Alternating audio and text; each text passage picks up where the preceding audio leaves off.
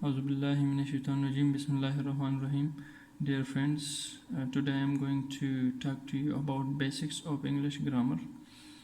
Dear friends, आज मैं एक सीरीज़ ऑफ वीडियो लेक्चर्स को स्टार्ट करने जा रहा हूँ जिसमें मैं स्टेप बाय स्टेप जितने भी टॉपिक्स हैं इंग्लिश ग्रामर के हम कवर करेंगे इंशाल्लाह एक आसान तरीके से।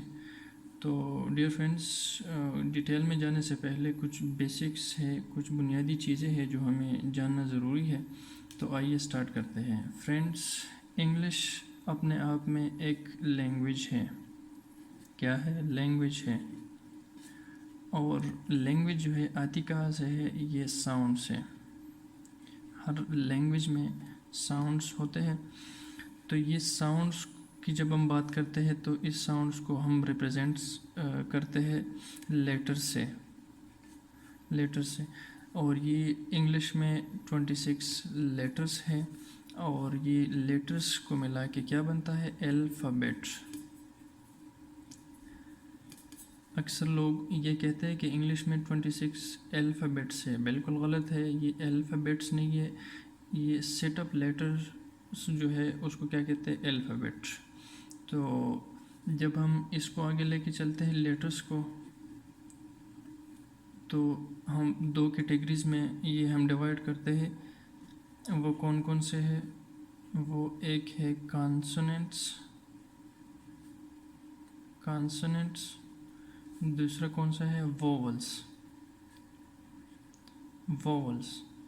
अब वोवल कौन कौन से है वो आप जानते ही होंगे। Suppose A, E, I, O and U. और बाकी जितने भी लेटर्स है, suppose B, C, D etcetera, ये जितने भी है ये कॉन्सोनेंट्स है। जब हम इन लेटर्स को मिलाने की कोशिश करेंगे तो हमारे साथ ये हमारे पास क्या बनेगा? वर्ड बनेगा। अब आप कह सकते हैं कि ये कम्बिनेशन ऑफ लेटर्स है, लेकिन कैसा कम्बिनेशन ऑफ लेटर्स? इसकी अगर हम डेफिनेशन की बात करें तो कुछ ऐसा ही होगा कि अ मीनिंगफुल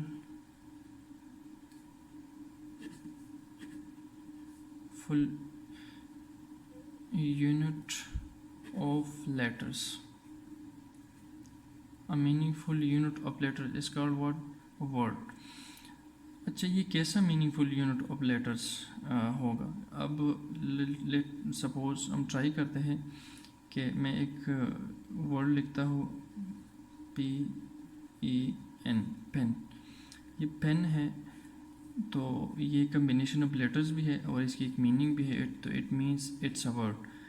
अब इन लेटर्स को मैं आगे पीछे करता हूँ, सपोज EPN, वही लेटर्स है लेकिन मैंने कुछ आगे पीछे कर दिए, तो ये एक वर्ड आप नहीं कह सकते इसको, क्योंकि ये मीनिंगफुल नहीं है। कम्बिनेशन ऑफ लेटर्स तो है लेकिन मीनिंगफुल नहीं है, तो it means it's not a word. अब हम आगे इस वर्ड को लेके जाएंगे। तो वर्ड की अपनी कैटेगरीज हैं। इन वर्ड्स को हम डिफरेंट कैटेगरीज में बांटते हैं और वो किस नाम से हम जानते हैं? Parts of speech. क्या? Parts of speech. Parts of speech. अब जैसे कि आपको पता ही है कि पार्ट्स ऑफ स्पीच जो है वो कुल कितने हैं? वो 8 है। पार्ट्स ऑफ स्पीच कितने हैं? 8 हैं। और वो कौन कौन से हैं? एक एक को हम यहाँ पे लिखते हैं। नंबर 1 जो है नाउन है। Number 2 pronoun. 3 वर्ब। 4 एडजेक्टिव।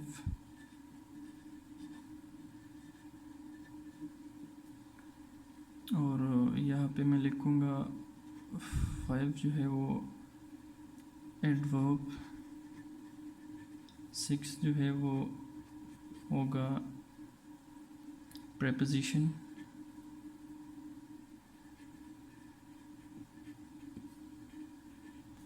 और 7 जो है वो होगा कंजंक्शन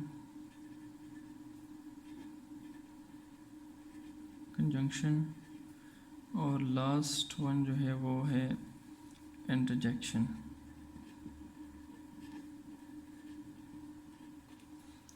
अब ये सारे पार्ट्स ऑफ स्पीच हैं। हम स्टेप बाय स्टेप यहाँ तक आ गए कि इंग्लिश अपने आप में एक लैंग्वेज है। लैंग्वेज आती कहाँ से है? साउंड से। साउंड्स को हम जब रिप्रेजेंट करते हैं तो लेटर्स के थ्रू करते हैं। इंग्लिश में 26 लेटर्स हैं और इस सेट ऑफ लेटर्स को हम अल्फ़ाबेट के नाम से जानते हैं। जब इन लेटर्स को हम आगे चलते हैं तो ये हम दो कैटेगरीज में बांटते हैं। एक को हम कॉन्सोनेंट्स कहते हैं, दूसरे को हम वोवल्स कहते हैं। और जब हम इन लेटर्स की बात करते हैं तो आगे हम इन दोनों वोवल्स और कॉन्सोनेंट्स को मिलाने की कोशिश करेंगे तो हमारे पास बनता है वर्ड। अब वर्ड क्या है? A meaningful unit of letters is called word. जिस तरह ये मैंने एग्जांपल दे दिया कि ये कैसा मीनिंगफुल होगा, ये आप देख सकते हैं एग्जांपल में कि मीनिंगफुल ये है।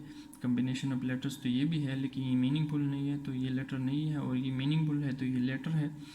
अब हम वर्ड्स को जब हम आगे लेके जाएंगे और समझने की कोशिश करेंगे तो हमारे पास वर्ड्स की डिफरेंट कैटेगरीज बने हुए हैं और उन डिफरेंट कैटेगरीज को हम किस नाम से जानते हैं? पार्ट्स ऑफ स्पीच के नाम से। ये कुल कितने हैं?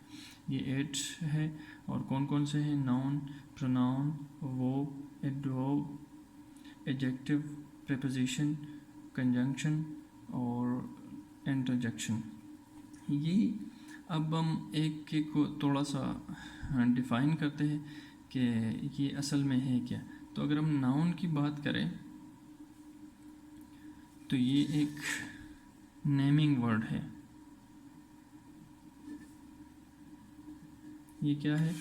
एक नेमिंग वर्ड है। नाम बताने वाला जो भी वर्ड है उसको हम क्या कहते हैं? नाउन। अब प्रोनाउन की अगर हम बात करें,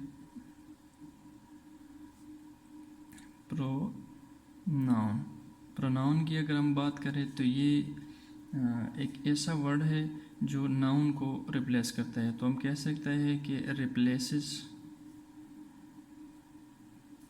अ नाउन। ठीक है। आगे हम अगर वर्ब की बात करते हैं तो ये क्या है? ये एक्शन बताने वाला वर्ड जो है उसको क्या कहते हैं? वर्ब। आगे अगर मैं एडजेक्टिव की बात करूँ, एडजेक्टिव, ये ध्यान रखना ये एडजेक्टिव नहीं है, ये एडजेक्टिव है। ये डी जो है यहाँ पे साइलेंट है। तो ये एडजेक्टिव क्या होता है? एडजेक्टिव एक ऐसा वर्ड होता है जो नाउन को क्वालिफाई करता है, क्वालिफाइज अ नाउन।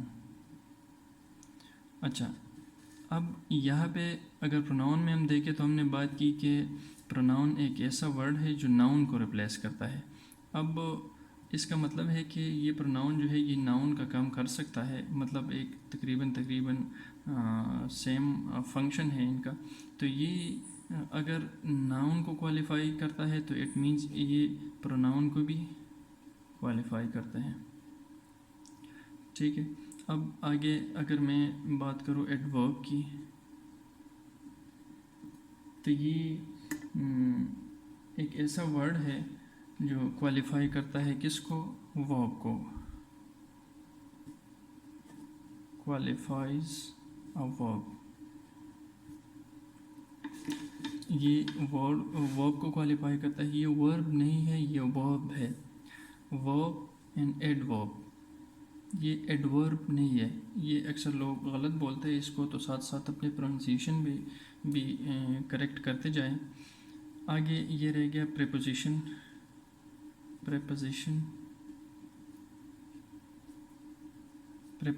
अब प्रीपोजिशन क्या है? ये प्रीपोजिशन दो अलग अलग वर्ड्स की पोजीशन को हमें बताते हैं।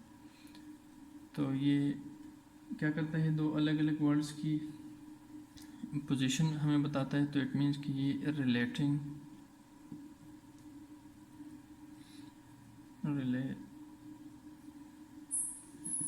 वर्ड है। ये क्या है? ये एक रिलेटिंग वर्ड है, दो अलग अलग वर्ड्स की पोजीशन को हमें बताता है और उसको रिलेट करता है। अब आगे रह गया कंजंक्शन। अब कंजंक्शन क्या है? कंजंक्शन जो है ये एक कनेक्टिंग वर्ड्स है। ये जितने भी क्या है कनेक्टिंग वर्ड है, कनेक्टिंग वर्ड, ये दो वर्ड्स को आपस में मिलाते हैं, कनेक्ट करते हैं। आगे जो लास्ट वन है इंटरजेक्शन। ये क्या है? इंटरजेक्शन। ये इंटरजेक्शन क्या करता है? ये ऐसे वर्ड्स होते हैं जो हमारे सडन फीलिंग्स को ये एक्सप्रेस करते हैं। जो भी ऑन द स्पॉट कोई भी काम हो, खुशी हो, गम का हो, तो वो हमारे अनइंटेंशनली हमारे मुंह से वो वर्ड्स निकलते हैं और वो सडन फीलिंग्स को एक्सप्रेस करने वाले जितने भी वर्ड्स हैं उसको क्या कहते हैं? इंटरजेक्शन। तो इसका हम अगर छोटा सा डेफिनेशन कर ले तो ये होगा expresses sudden feelings। ठीक है, तो ये फ्रेंड्स कुछ बेसिक्स है जो हम आगे एक एक को, ये नाउन भी एक बहुत बड़ा टॉपिक है, एडवर्ब, अब सारे जितने भी पार्ट्स ऑफ स्पीच है ये बहुत बड़े टॉपिक्स हैं और एक एक पे हम लेक्चर्स बनाएंगे, एक लेक्चर नहीं बल्कि लेक्चर्स बनाएंगे।